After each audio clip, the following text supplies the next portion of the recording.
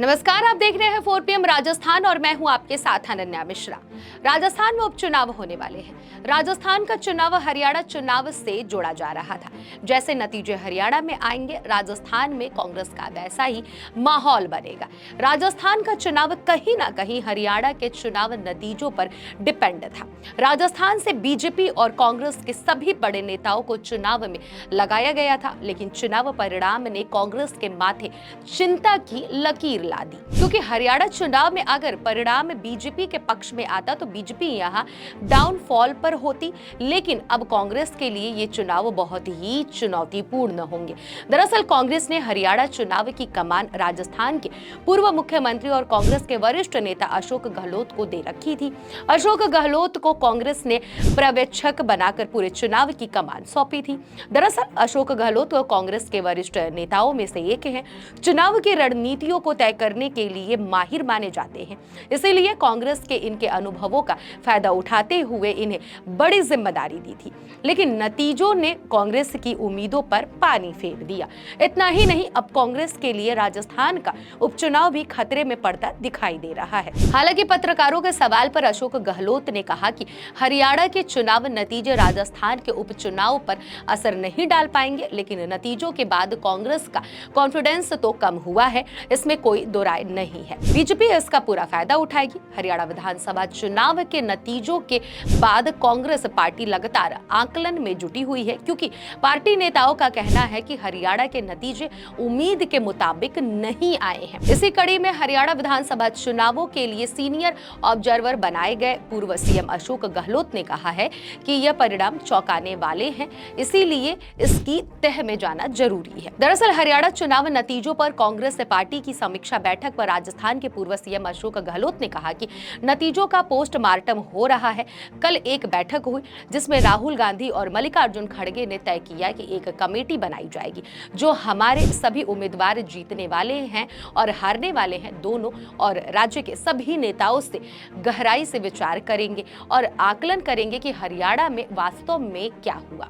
अशोक गहलोत ने आगे कहा कि पूरा देश देख रहा था कि कांग्रेस जीत रही है, राजस्थान देख रहा था कि कांग्रेस जीत रही है, लेकिन अचानक क्या हुआ? चौंकाने वाले नतीजे आए। कहीं से हारने की खबर तो आ ही नहीं रही थी, चाहे एग्जिट पोल हो या फिर मीडिया।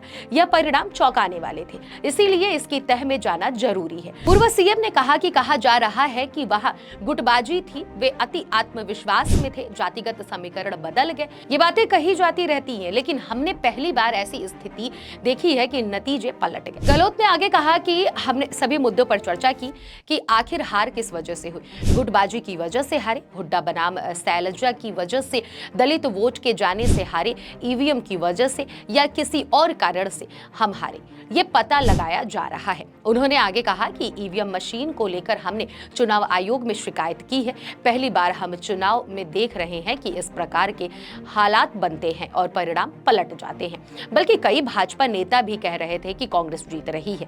यह सारी बातें तो हैं, लेकिन मेरा मानना है कि जब तक आप इस मामले की तह तक ना जाएं, तब तक इस पर कुछ भी कहना उचित नहीं है।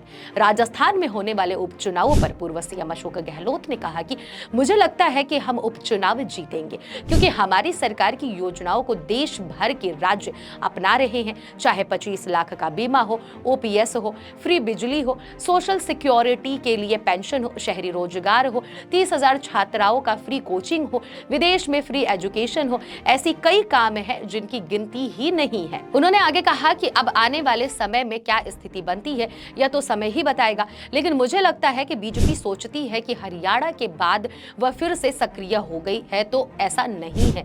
मुझे नहीं लगता कि ऐसा माहौल बनेगा। उनकी सत्ता विरोधी लहर अब भी कायम है, आगे भी कायम रहेगी, ये मेरा मानना है। हरियाणा चुनाव के नतीजों का महाराष्ट्र और झारखंड में होने वाले चुनाव पर क्या असर होगा, इस पर पार्टी के वरिष्ठ नेता अशोक गहलोत ने कहा कि वहां गठबंधन चल रहा है, लेकिन जो लोग कहते हैं कि अब वहां क्या होगा, क्योंकि हम यहां हार चुके हैं, तो पार्टी को थोड़ा झटका जरूर लगा है। कार्यकर्ता भी इसे महसूस कर रहे हैं, लेकिन समय के साथ स्थिति नियंत्रण में आ जाती है।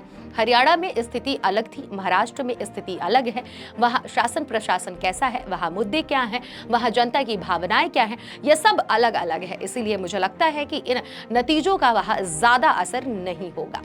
हरियाणा विधानसभा चुनाव के परिणामों के बाद कांग्रेस खेमे में खलबली मची हुई है, क्योंकि पार्टी के शीर्ष नेतृत्व सहित सभी नेताओं को पूरा विश्वास था कि इस बार हरियाणा में बाजी पलटने वाली है। एग्जिट पोल में भी कांग्रेस को बढ़त में बताया गया था, लेकिन चुनाव परिणाम ने कांग्रेस के सारे अरमानों पर पानी फेर दिया। वहीं परिणामों को लेकर दिल्ली में समीक्षा बैठक की गई, जिसमें हार को लेकर मंथन हुआ। बैठक के बाद अशोक गहलोत ने कहा कि इसे बहुत गंभीरता से लिया जा रहा है। इस बैठक में अशोक गहलोत के अलावा अजय माकन भी थे। दोनों को हरियाणा का पर्यवेक्षक बनाया गया था। हरियाणा विधानसभा चुनाव पर राजस्थान के पूर्व मुख्यमंत्री और कांग्रेस नेता अशोक गहलोत ने कहा, इस हार को गंभीरता से लिया जा रहा है, क्योंकि वहां की मीडिया और वहां की जनता एक स्वर में कह रही थी कि सरकार कांग्रेस की बनने जा रही है। इसके बावजूद ऐसा क्या हुआ कि नतीजे उसके उलट आए। आज इस पर गंभीरता से बैठक में चर्चा की गई। इसके कारण के तहत जाना जरूरी है। उन्होंने आगे कहा कि एक राष्ट्रीय पार्टी जिसके जीतने की बात पूरा देश और प्रदेश कर रहा था, क्या कारण रहे कि नतीजे उल्टे आ गए। अशोक गहलोत ने कहा कि ईवीएम और कई तरह की आशंका हमारे कार्यकर्ताओं और लोगों के मन में है। हमने चुनाव आयोग से मुलाकात कर उनसे कहा कि हमारी आशंकाएं दूर कीजिए। हमने लिखित में ज्ञापन भी दिया है। सूत्रों के मुताबिक हरियाणा चुनाव की हार के बाद पहली समीक्षा बैठक में निर्णय लिया गया कि कांग्रेस पार्टी हरियाणा के नतीजों को स्वीकार नहीं करेगी। बैठक में निकल कर आया कि सभी सर्वे रिपोर्ट और ग्राउंड रिपोर्ट के अनुसार कांग्रेस के जीतने का पूर्वानुमान था, फिर भी पार्टी क्यों हारी, इस पर मंथन किया जाएगा। इसके अलावा कांग्रेस की हार की बड़ी वजह कांग्रेस के बागियों का चुनावी मैदान में होना भी बताया गया। नेतृत्व ने आपसी गुटबाजी और पार्टी हित से ऊपर निजी हित को तवज्जो देने की बात कही। समीक्षा बैठक में कांग्रेस के कोषाध्यक्ष अजय माकन ने सीट वाइज डाटा देकर बताया कहा कि किस सीट पर पार्टी किस कारण से चुनाव हारी। बैठक में यह भी कहा गया कि 1 दर्जन सीटों पर पार्टी सिर्फ अपने द्वारा प्रायोजित बागी उम्मीदवारों की वजह से चुनाव हारी। बैठक में नेतृत्व ने यह तय किया कि पार्टी तुरंत एक फैक्ट फाइंडिंग कमेटी का गठन कर अगले कुछ दिनों में एक प्रत्याशी से बात कर अपनी रिपोर्ट कांग्रेस अध्यक्ष को सौंपेगी, जिसके बाद जरूरी कार्रवाई की जाएगी। में निकल के आ रहा है। देखिए, इस हार को बहुत ही गंभीरता से लिया जा रहा है, क्योंकि जो पूरा मीडिया, पूरे एग्जिट पोल, पूरी वहाँ की आम जनता एक स्वर में कह रही थी, आज नहीं महीने भर से कह रही थी, 1.5 महीने से कह रही थी कि सरकार कांग्रेस की बनने जा रही है। उसके बाद में ऐसे क्या कारण रहे कि आप मतलब बिल्कुल परिणाम उल्टा आ गए हैं। तो ये खड़गे साहब ने भी, राहुल जी ने बहुत इसको लिया गंभीरता से। इसीलिए आज जो सीनियर ऑब्जर्वर्स थे और जो AICC के दोनों सचिव थे, उन सबको बुलाया गया, बातचीत करी गई, खुल के बातचीत हुई। बाबूलाल जी जुड़े वहाँ से गुजरात से, तो कम से कम डिस्कशन अच्छे ढंग से हुआ है। और अब वेणुगोपाल जी आपको बताएंगे किस प्रकार आगे फॉलोअप होगा इसका। तो मैं समझता हूँ कि तय तक जाना जरूरी है।